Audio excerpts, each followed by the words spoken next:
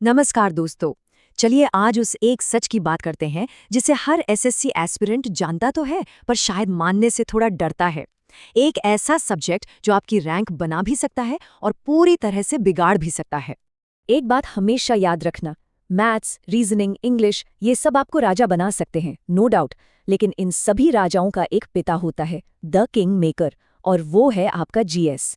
ये सिर्फ एक सब्जेक्ट नहीं, ये आपकी सफलता की गारंटी है।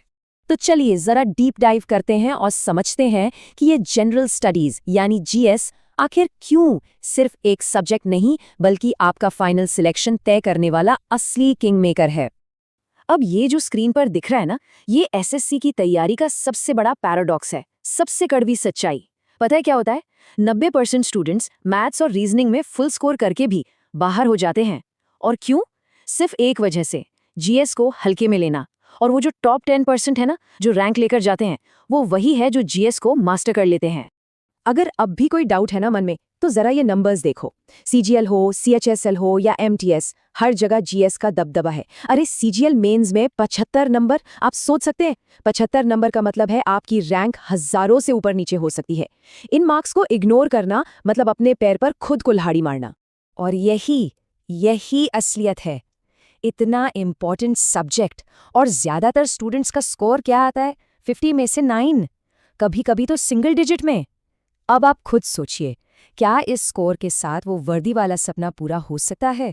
जवाब हम सबको पता है। तो सवाल उठता है कि भाई ऐसा होता क्यों है? स्टूडेंट्स जीएस में फेल क्यों होते हैं? मैंने अपने इतने सालों के टीचिंग एक्सपीरियंस में 3 सबसे बड़े ट्रैप्स देखे हैं, 3 ऐसे जाल जिनमें लगभग हर स्टूडेंट फंस जाता है। चलिए आज उन जालों को समझते हैं ताकि आप उनसे बच सकें। सबसे पहला और सबसे कॉमन ट्रैप है आराम का क्षेत्र, यानी द कंफर्ट जोन। ये एक साइकोलॉजिकल बैरियर है जो आपकी प्रोग्रेस को रोक देता है।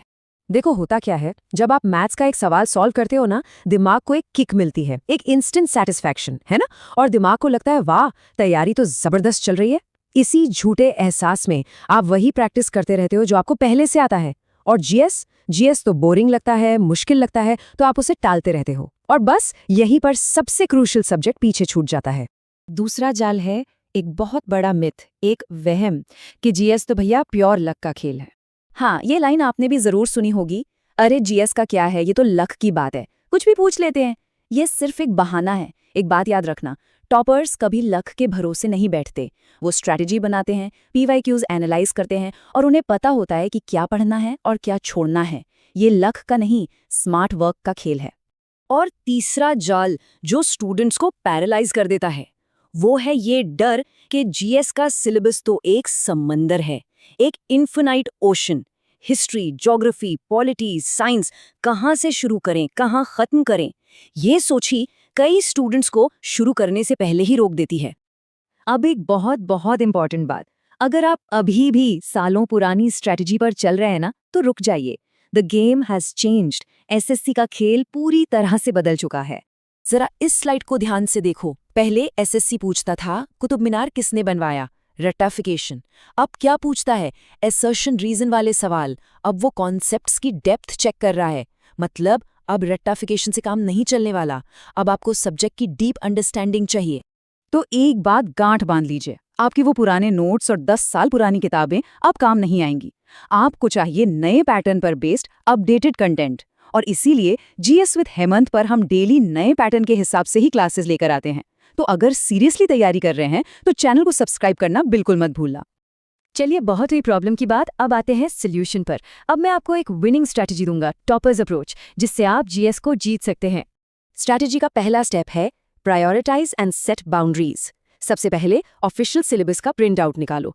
दूसरा, पिछले 5 साल के पीवाईक्यूज को एनालाइज करो और हाई वेटेज टॉपिक्स की एक लिस्ट बनाओ। तीसरा और सबसे इंपॉर्टेंट, डिसाइड करो कि क्या पढ़ना है और उससे भी ज्यादा इंपॉर्टेंट क्या छोड़ना है। एक बार लिस्ट बन गई तो बस उसी पर टिके रहो, बार बार रिवीजन करो। और हाँ, एक और गलती जो सब करते हैं, घंटों लगाकर सुंदर सुंदर नोट्स बनाना। प्लीज ये बंद कर दो, ये नोट्स कभी रिवाइज नहीं हो पाते। फोकस ऑन अंडरस्टैंडिंग और मल्टीपल रिविजन्स पर। अब आते हैं रिविजन पर। यह है स्मार्ट रिविजन लूप। ये साइंटिफिकली प्रूवन टेक्निक है। देखो, पहले आपने टॉपिक ए पढ़ा, फिर उसे रिवाइज किया, फिर आपने टॉपिक बी पढ़ा, अब आप सिर्फ बी नहीं, ए और बी दोनों को रिवाइज करोगे। फिर आपने सी पढ़ा, अब आप ए, बी और सी तीनों को रिवाइज करोगे। हाँ, इसमें थोड़ा टाइम लगेगा, पर यकीन मानिए एग्जाम हॉल में आप कुछ नहीं भूलोगे। तो चलिए, अब तक जो भी हमने सीखा है उसे एक फाइनल एक्शन प्लान में समराइज करते हैं। एक ऐसा प्लान जिसे आप आज से अभी से इम्प्लीमेंट करना शुरू कर सकते हैं। ये है आपकी जीएस विक्ट्री चेकलिस्ट। सबसे पहले एक्सेप्ट करो कि जीएस ही किंग मेकर है। दूसरा, अपने सिलेबस को लिमिट करो। तीसरा, लंबे लंबे नोट्स बनाना स्टॉप करो। चौथा, स्मार्ट रिवीजन लूप को इम्प्लीमेंट करो। और पांचवा, सिर्फ और सिर्फ न्यू पैटर्न पर फोकस करो। और हाँ, इस पूरी क्लास की पीडीएफ आपको हमारे टेलीग्राम चैनल पर मिल जाएगी, तो उसे ज्वाइन करना मत भूलना। अगर आपको इस सेशन से थोड़ी भी वैल्यू मिली हो तो इस वीडियो को लाइक जरूर करना और अपने उन दोस्तों के साथ शेयर करना जो जीएस को लेकर परेशान है। चलिए एक दूसरे की मदद करते हैं।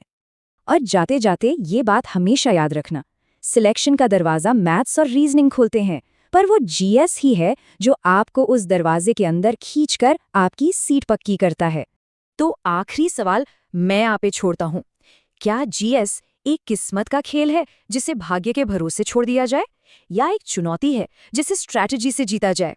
The choice is yours. फैसला आपका है।